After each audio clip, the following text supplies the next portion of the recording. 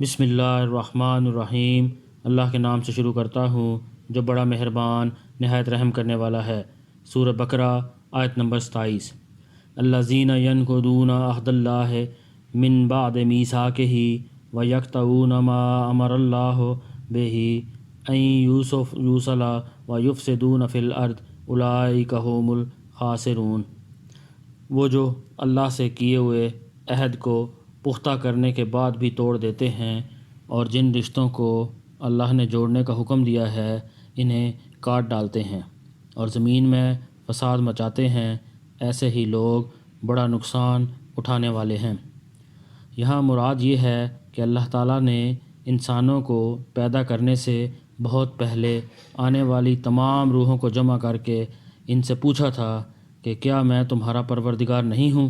سب نے اللہ تعالیٰ کے پروردگار ہونے کا اقرار کر کے یہ عہد کیا تھا کہ وہ اللہ تعالیٰ کی اطاعت کریں گے۔ پھر اس آیت میں عہد کو پختہ کرنے سے مراد بظاہر یہ ہے کہ ہر دور میں اللہ تعالیٰ کے رسول آتے رہے جو اس عہد کو یاد دلا کر اللہ تعالیٰ کے خالق و مالک ہونے پر دلائل قائم کرتے رہے۔ اگلی آیت میں باری تعالیٰ نے فوراً یہ ارشاد فرمایا کہ تم اللہ تعالیٰ کے ساتھ کفر کا طرز عمل آخر کیسے اختیار کر لیتے ہو، حالانکہ تم بے جان تھے، اسی نے تمہیں زندگی بخشی۔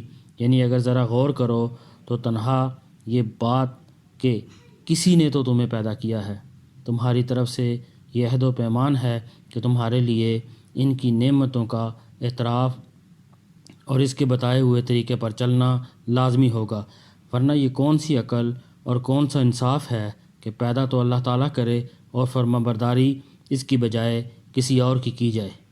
پھر اس خاموش عہد کو مزید پختہ کرنے سے مراد یہ ہے کہ اللہ تعالیٰ اپنے پیغمبروں کے ذریعے متواتر تمہیں اس عہد کی یاد دہانی کراتا رہا ہے، اور ان پیغمبروں نے وہ مضبوط دلائل تمہارے سامنے پیش کیے ہیں جن سے یہ عہد مزید پختہ ہو گیا ہے کہ انسان کو ہر معاملے میں اللہ تعالیٰ کی اطاعت کرنی ہے۔ اس کے بعد رشتہ داروں کے حقوق پامال کرنے کے بارے میں بات آئی ہے جنہیں صلہ رحمی کہا جاتا ہے۔ اللہ تعالیٰ نے مختلف رشتوں کے جو حقوق مقرر فرمائے ہیں ان کی ٹھیک ٹھیک ادائیگی سے ہی ایک پاکیزہ معاشرہ وجود میں آتا ہے۔ اگر ان رشتوں کو کاٹ کر باپ، بیٹے، بھائی، شوہر اور بیوی ایک دوسرے کے حقوق پامال کرنا شروع کر دیں تو وہ خاندانی نظام تباہ ہو جاتا ہے جس پر ایک صحت مند طرز معاشرت کی بنیاد قائم ہوتی ہے، لہٰذا اس کا لازمی نتیجہ زمین میں فساد کی صورت میں نکلتا ہے۔